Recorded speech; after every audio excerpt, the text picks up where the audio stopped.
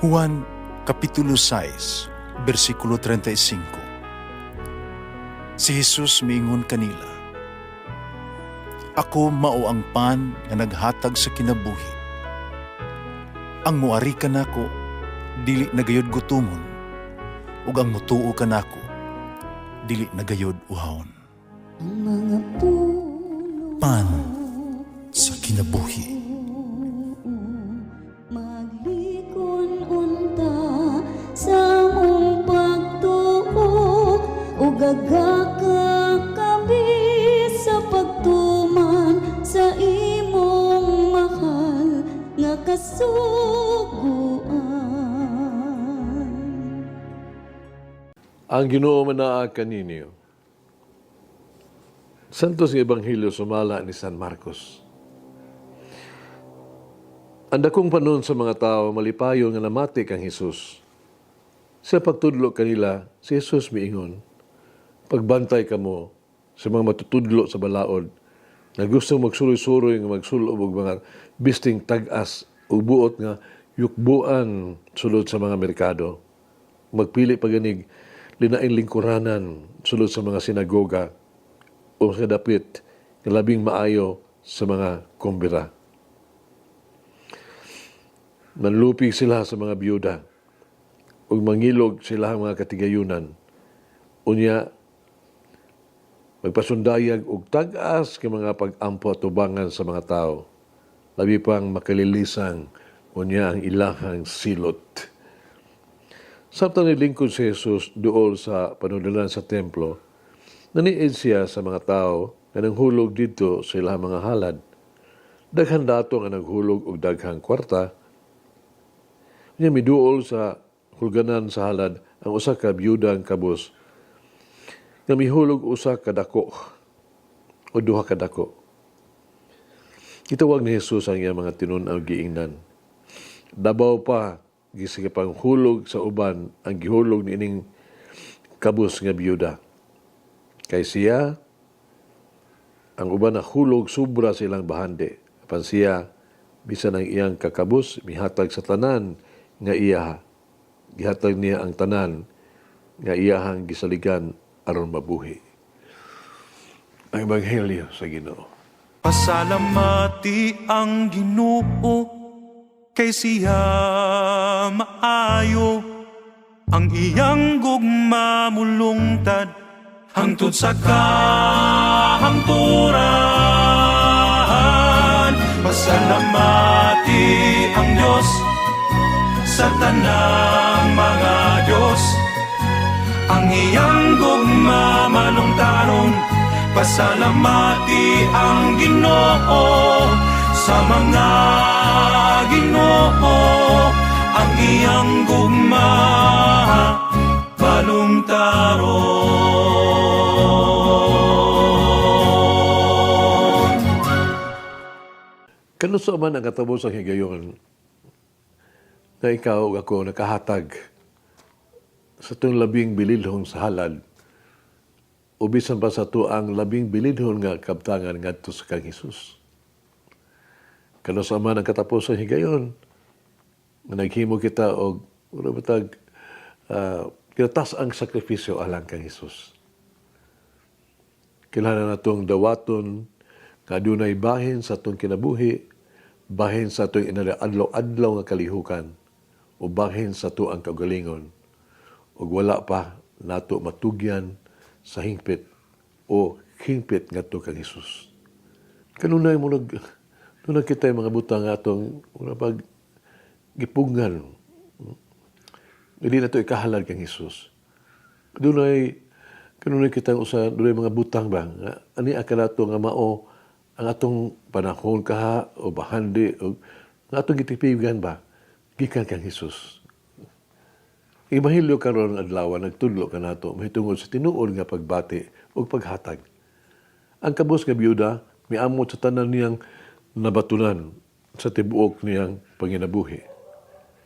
Unsa may atong ikasulti bahin niya? Nagunahuna nga og nagpakabana lamang siya sa Dios. Wala niya hunahunaa ang iyang adlaw-adlaw gani nga panginahanglan. Siya hugot nga mituo sa kaayo sa Dios. Misalig siya sa providensya sa Dios. Gihatag niya ang labing hinungdanon alang kaniya. Itanyag niya ang iyang bugtong panginabuhi. Dinhi atong hibaluan nga ang paghatag dili ang paghihap sa gasto. Ang paghatag dili ang pagtugyan unsa ang walay kapuslanan ug unsay sobra nato. Ang paghatag mao ang pagpaampid sa tinuod nga kinahanglanon ug mapuslanon alang sa uban. Sa paghatag, ipakita nato kung unsa kadako ang atoang pagtagad, unsa kadako ang atoang gugma. Sa ingon, naghatag kita sa kinatibuk-an. Ihatag nato ang pinakamaayo.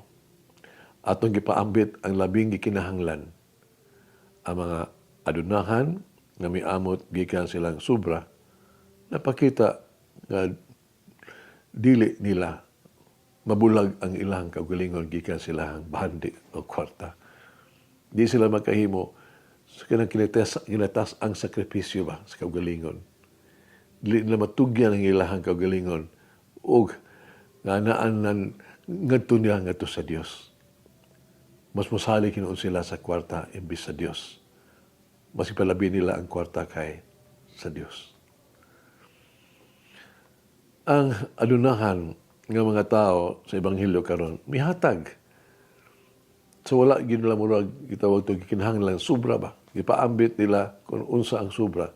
Kita niya nila nga ang dili nila gusto o murag sobra dili. Murag way bilik alang kanila. Ang tinuod nga paghatag mao ang pagpaambit ug unsay bilirhon nga without reservation.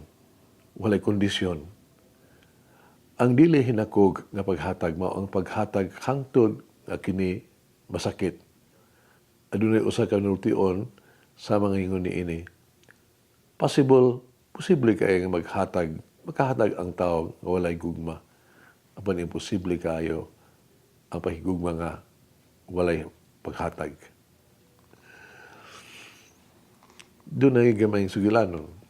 Kani may tungod sa sabingay sa kalapis. Kung sa katighimo og lapis, misulti ngadto siya mga lapis. Ug lima ka importante kaayo nga hiyas sa wala pa niya kini ibutang kini sulod sa usa ka sudanan.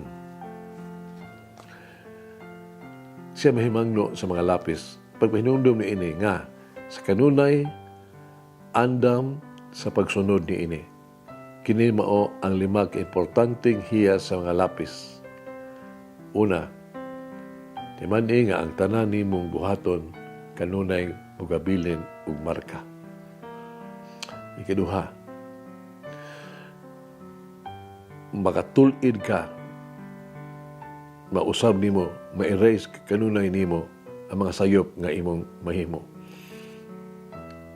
Ikatulo, ang mas importante gyud mao ang naa sa sulod nimo nga makasulat.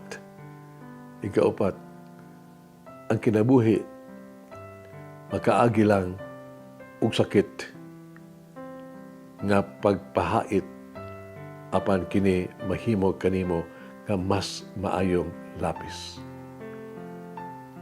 Ikalima, para mahatag ang imong labing maayo sa imong kaugalingon, kinahanglan nimong tugutan ang imong kaugalingon nga magiyahan sa makamot nga nagkupot kanimo.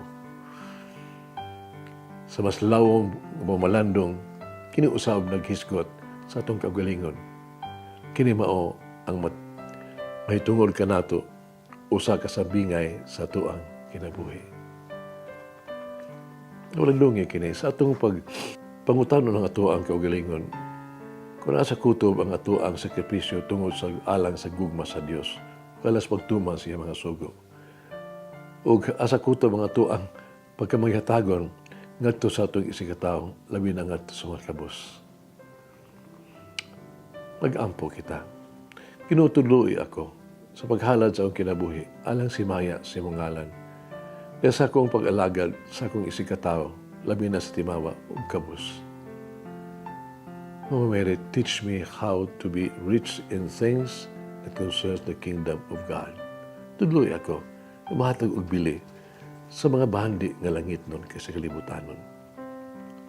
Umulangin ang Diyos pagkagikahom sa tanan, Amahan, Anak, Espiritu Santo. Amen. May the Lord of the divine mercy bless us all, heal us from all diseases and suffering. Ayun unta niya kita, tanang mga sakit na sa lawas o sa kalag, body and soul. In the name of the Father, the Son, and of the Holy Spirit. Jesus, I trust in you. Amen. Whoever eats the bread of life will never hunger, says the Lord.